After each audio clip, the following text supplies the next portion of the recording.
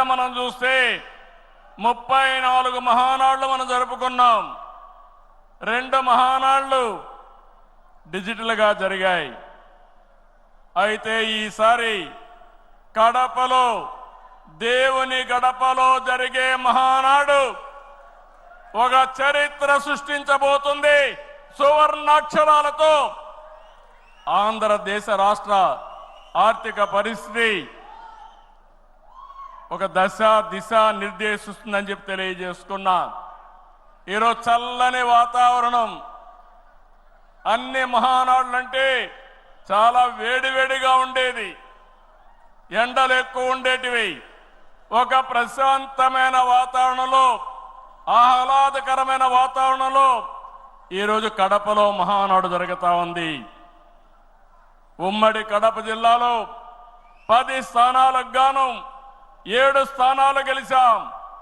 మన సత్తా చాటాం. ఈసారి ఇంకొంచెం కష్టపడితే 10కి 10 మనమే స్వీప్ చేస్తాం. రాయలసీమ ప్రజలు అద్భుత చైతన్యంతో ఈసారి ఇచ్చిన తీర్పును గౌరవిస్తూ వారికి ధన్యవాదాలు తెలపడానికి కడపలో మహానాడు పెట్టాలని నిర్ణయించాం. ఈ మహానాడును మీరు చూస్తే బ్రహ్మాండంగా చేసిన నాయకులకు, కార్యకర్తలకు మనస్ఫూర్తిగా అభినందనలు, కృతజ్ఞతలు. 2024 ఎన్నికల్లో పార్టీ సాధించిన విజయం అసామాన్యం. 93% స్ట్రైక్ రేట్, 57% పైన ఓటు షేర్తో కొత్త చరిత్రను సృష్టించాం. ఇది ముమ్మాటికి కారణం పసుపు సైనికులే. ఇక్కడుండే మీ నాయకత్వమే కారణమని మీ అందరికీ విజ్ఞప్తి చేస్తున్నాం. మీరు చేసిన పోరాటాలే నేటి అధికారం, మీ త్యాగాలే నేటి ఈ స్థానం.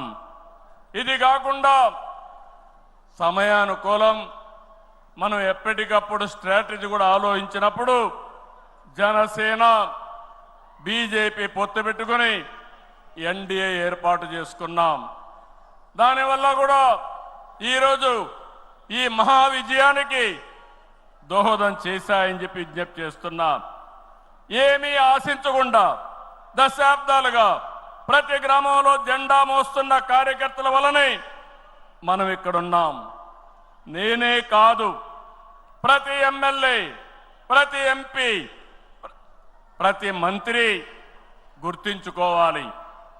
43 ఏళ్ల ప్రస్థానంలో దేశంలో ఏ పార్టీ ఎదుర్కొన్నటువంటి సంక్షోభాలు పార్టీ ఎదుర్కొన్నాం. అయితే పార్టీ పని అయిపోయిందని మాట్లాడిన వాళ్ళు వాళ్ళ పని అయిపోయింది తప్ప పార్టీ మాత్రం ఎప్పుడు ఎక్కడ తిరిగి చూడలేదు.